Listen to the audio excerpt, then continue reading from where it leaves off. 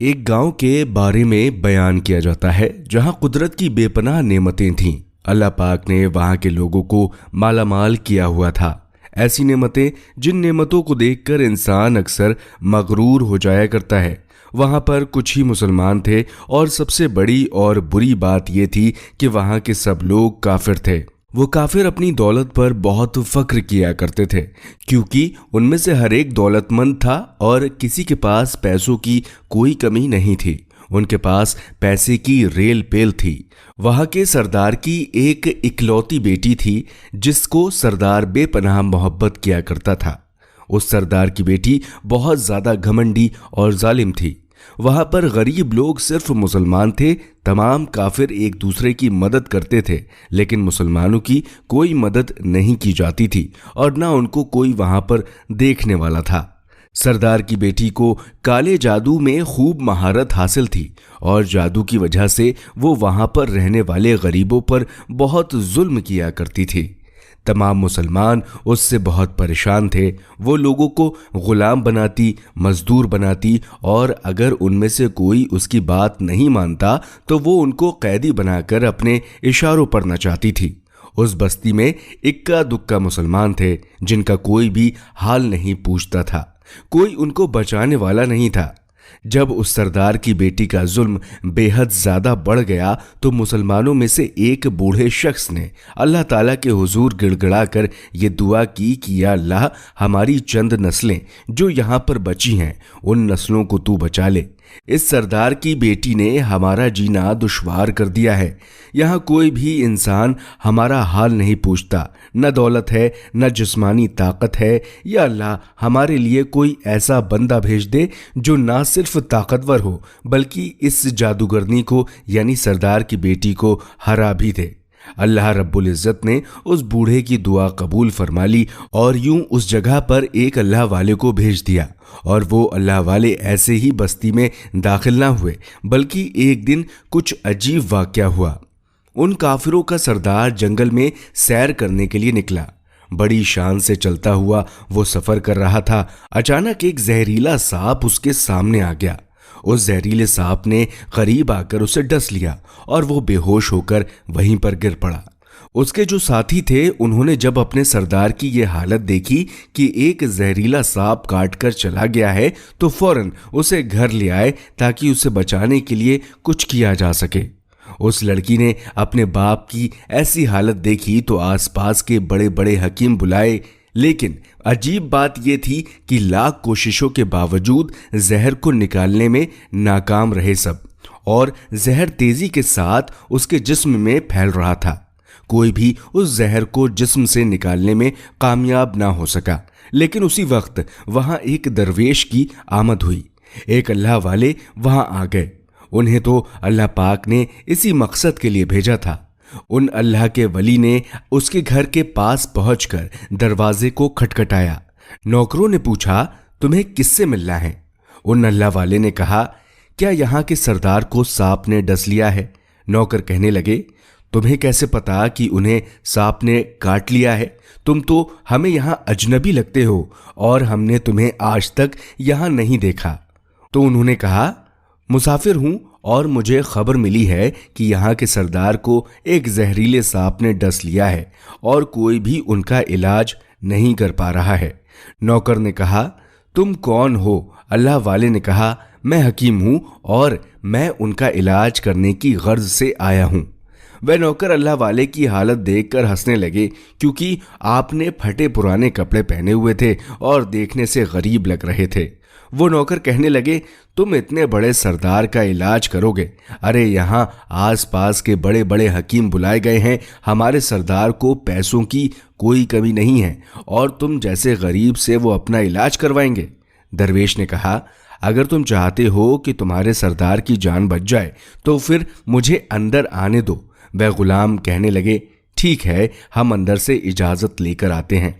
नौकर अंदर गए और सरदार की बेटी से कहा, बाहर एक गरीब आया है, हुलिये से फकीर लग रहा है, लेकिन कहता है कि मैं सरदार का इलाज कर दूंगा और जहर जो तेजी से फैलता जा रहा है उसको निकाल कर फेंक दूंगा। उसकी बेटी कहने लगी, ठीक है, उसको अंदर बुलाओ।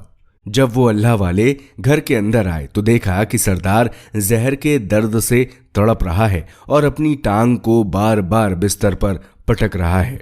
उन अल्लाह वाले ने उसके पैर की तरफ देखा और जहां सांप ने काटा था उस जगह अल्लाह वाले ने थूक दिया और फौरन वहां से भाग गए। उसके सारे सिपाही और उसकी बेटी हैरान हो गए कि ये कौन दीवाना था, कमरे में आया और इलाज करने के बजाय उस जगह पर थूक दिया जहां पर सांप ने काटा था और भाग भी गया। उसको कोई गिरफ्तार भी नहीं कर सका। उसकी बेटी गुस्से से तिलमिला रही थी कि इसने तो गुस्ताखी की है। उसने कहा, चलो कोई बात नहीं, थूक को साफ करो, मैं अभी उसे गिरफ्तार कराती हूं। लेकिन जैसे ही हकीम ने थूक को साफ करने के लिए रुमाल पकड़ा तो वो हैरान होते हुए रुक गए। उसने उंगली से थूक को सांप के काटने वाली जगह पर अच्छी तरह से मल दिया। उसकी बेटी कहने लगी, आप ये क्या कर रहे हैं? उस फकीर बाबा ने मेरे बाप की टांग पर थूक दिया और आप उस थूक को मल रहे हैं। हकीम ने अपने हाथ से इशारा करते हुए पंडित की बेटी को रोक दिया।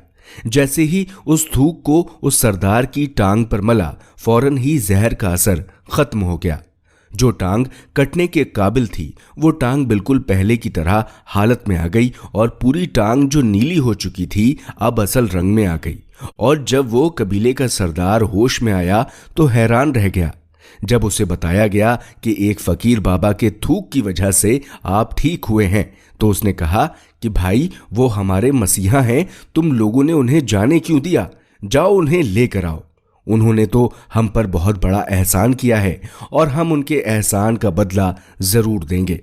उसकी बेटी जो खामोशी से अपने बाप को देख रही थी उसने कुछ नहीं कहा। गांव के सरदार के कहने पर सब सिपाही उन अल्लाह वाले को ढूंढने के लिए निकल पड़े। वो लोग चारों तरफ फैल गए लेकिन कहीं भी उनको वो अल्लाह वाले नहीं दिखाई दिए। फिर जब सिपाही जंगल में दाखिल हुए तो वहां एक दरख्त के नीचे एक आदमी को इबादत करते हुए देखा। वो गौर से उस अल्लाह वाले को देख रहे थे कि ये क्या कर रहे हैं, ये किस तरीके की इबादत है। हम लोग तो अपने बुतों के आगे हाथ जोड़ते हैं, ये तो ना जाने किसको सजदा कर रहे हैं। खैर, इबादत के बाद फौरन उन अल्लाह वाले को पकड़ लिया गया और गांव के सरदार के सामने पेश कर दिया गया। वो कहने लगा, आप कौन हैं, कहां से आए हैं? सबसे पहले तो गुस्ताखी के लिए माफ़ी चाहता हूं कि मेरे लोगों ने आपकी बहुत बेइज्जती की, लेकिन आपकी वजह से आज मैं जिंदा हूं। हम गुनाहगारों की आंख आपको पहचान न सकी, इसके लिए मैं माजरत चाहता हूं और आपसे दरख्वास्त करता हूं कि आप मेरी तरफ से ये कीमती लिबास यानी कपड़े और ये अरबी घोड़ा कबूल कीजिए। अल्लाह वाले ने मुस्कुराकर उसकी तरफ देखा और बोले, ये घोड़ा और लिबास बहुत कीमती है। मैं ये लिबास पहनकर इस घोड़े के लिए घास काटूंगा तो क्या अच्छा लगूंगा? गांव के सरदार ने कहा, आप फिक्र ना करें, घोड़े के साथ नौकर भी दिए जाएंगे। अल्लाह वाले ने कहा, इतने मालो दौलत और नौकरों के साथ मैं अकेला रहूंगा? गांव का सरदार बोला, हुजूर, आपकी ये बात सुनकर मैं सोच में गुम हो गया हूं, लेकिन ये मेरी बेटी आपके सामने है। बेटी हैरत से अपने बाप को देख रही थी कि मेरा बाप क्या कहने वाला है। उसने कहा, मेरी बेटी जिसे आपने देख लिया है, इसकी शादी आपसे कर दी जाएगी, मगर एक शर्त है, आपको अपने मजहब को छोड़ना होगा। मेरे सिपाहियों ने आपको इबादत करते हुए देखा और जहां तक हमारी मालूमात है, हम बुतों के आगे सजदा करते हैं, उनकी इबादत करते हैं, और आप जिसके आगे सजदा कर रहे थे वो आपका अल्लाह है और आप एक मुसलमान हैं। इसलिए आपको अपना मजहब छोड़ना होगा। क्या आप ऐसा कर सकते हैं? अल्लाह वाले ने कहा, मुझे एक बात बताइए, आप मुझ में सब कुछ देख रहे हैं और आपने मुझे ये दुआ भी दी कि मेरी बहुत औलादें हों और आपकी नस्ल आपकी बेटी से चले। आप मुझे एक बात बताएं, अगर उन बच्चों में से किसी बच्चे को खुदा न खास्ता कुछ हो गया तो रोना किसको पड़ेगा? पंडित ने जवाब दिया, हुजूर, अगर खुदा न खास्ता ऐसा हुआ तो रोना तो फिर आपको ही पड़ेगा। अल्लाह वाले ने मुस्कुराकर कहा, अगर ये सारा माल लेकर मुझे रोना ही पड़ेगा तो आप अपना घोड़ा, अपनी दौलत, अपनी बेटी, हर चीज़ अपने पास वापस रख लो। मैं खुश हूं कि मैं एक मुसलमान हूं। अगर ये तमाम चीज़ें लेकर मुझे अपना मज़हब छोड़ना पड़े तो मैं अपनी जान देकर भी अपने मज़हब को नहीं छोड़ूंगा। जिस रब ने मुझे पैदा किया, क्या उस रब के दीन को छोड़कर आपके पास चला जाऊं सिर्फ इन चंद पैसों के लिए? मैं ऐसा नहीं कर सकता और मैं अपनी दरवेशी में बहुत खुश हूं। अल्लाह ने मुझे जिस मकसद के लिए यहाँ भेजा है बस वो मकसद पूरा हो जाए। गांव के सरदार ने पूछा, क्या मकसद है आपका? अल्लाह वाले ने कहा, यहाँ के मुसलमानों पर जो जुल्म हो रहा है बस अल्लाह पाक की मदद से उन्हीं के लिए आया हूँ। ये कहकर जब अल्लाह वाले जाने लगे तो सरदार ने दरवेश को रुक जाने को कहा और कहने लगा, मैंने माल देकर तुम्हें आजमाया, तुमको हर तरह से जांच परख लिया, पर तुम अपने मजहब को छोड़ने पर राजी ना हुए। अगर तुम यही सब करने आए थे तो तुम्हें किसी बात का डर नहीं। क्या तुम जानते नहीं हो कि हम कितने ताकतवर हैं? हमारी बेटी अपने अमल में इतनी माहिर है, वो तुम्हें यहाँ खड़े खड़े अभी के अभी जंगली जानवर बना सकती है। अल्लाह वाले ने कहा, इसने जानवर तो कमज़ोर लोगों को बनाया होगा, ये मुझे जानवर बना के दिखाए। इससे पहले कि गांव का सरदार अपनी बेटी से कहता कि इस पर वार करो, अल्लाह वाले ने जादूगरनी पर एक फूंक मारी और वो उसी वक्त एक बड़ी सी छिपकली बन गई। वो कुछ नहीं कर पा रही थी। वो छिपकली इतनी बड़ी थी कि वहां पर जितने भी इंसान खड़े थे उन सब में सबसे ऊंचा कद उसी का था। वो छिपकली अल्लाह वाले के पास आने लगी और अपना जहर उन पर उगलना चाहती थी, तो उसी वक्त उन्होंने उसके मुंह पर थूक दिया और थूकने की देर थी कि वो जलने लगी। वो थूक क्या था? तेजाब था, जिसके बाद उसका आधा चेहरा पिघल गया। उसका चेहरा जलकर काला हो रहा था और वो मरने ही वाली थी कि सरदार दौड़ता हुआ आया और उनके कदमों में गिर गया और माफ़ी मांगने लगा और कहने लगा, हजरत, इस गुस्ताखी के लिए आप मुझे माफ़ कर दो। मैंने सच में आपको बहुत ही कमज़ोर समझा और आपके मज़हब से आपको हटाना चाहा। अगर मेरी बेटी ठीक हो जाएगी तो मैं सच कहता हूँ कि हम यहाँ जितने लोग मौजूद हैं ये पूरी बस्ती मुसलमान हो जाएगी। अल्लाह वाले ने कहा, हम तुम्हें अपने दीन में शामिल करने के लिए ये सब नहीं कर रहे, बल्कि तुम लोग हमारे मुसलमान भाइयों पर जो जुल्म करते हो उस जुल्म को ख़त्म करने आए हैं। हमारे दीन में जबर नहीं, जुल्म नहीं। अगर तुम्हारी बेटी इंसान बनकर सुधर जाती है तो इसको इसकी असली हालत में लाने के लिए मैं खुद अल्लाह से दुआ करूँगा। वो सरदार कहने लगा, हाँ हाँ, मेरी बेटी अपनी असली हालत में आएगी तो किसी पर कोई जुल्म नहीं करेगी और मैं दिल से अपनी बेटी के किए के लिए माफ़ी चाहता हूँ और आज से आइंदा ये कोई भी काला जादू, कोई भी अमल नहीं करेगी और किसी मुसलमान पर ये कोई भी जुल्म नहीं करेगी। बस आप इसको दोबारा से इंसान बना दे। अल्लाह वाले ने उस छिपकली पर दोबारा से फूका तो वो फिर से इंसान बन गई और अल्लाह वाले के कदमों में लिपट गई और कहने लगी, मुझे माफ़ कर दो, मैंने अपने आप को बहुत ताकतवर समझा। उस लड़की का आधा चेहरा काला हो चुका था। वो कहने लगी, मैं आज अपने बाप के साथ आपके दस्ते मुबारक पर मुसलमान होना चाहती हूँ और ये वादा करती हूँ कि आज से इस बस्ती में कोई भी काफिर, कोई भी मुसलमान नहीं होगा, बल्कि सब आपस में मिलजुल कर भाईचारे के साथ रहेंगे और सब मुसलमान हो जाएंगे।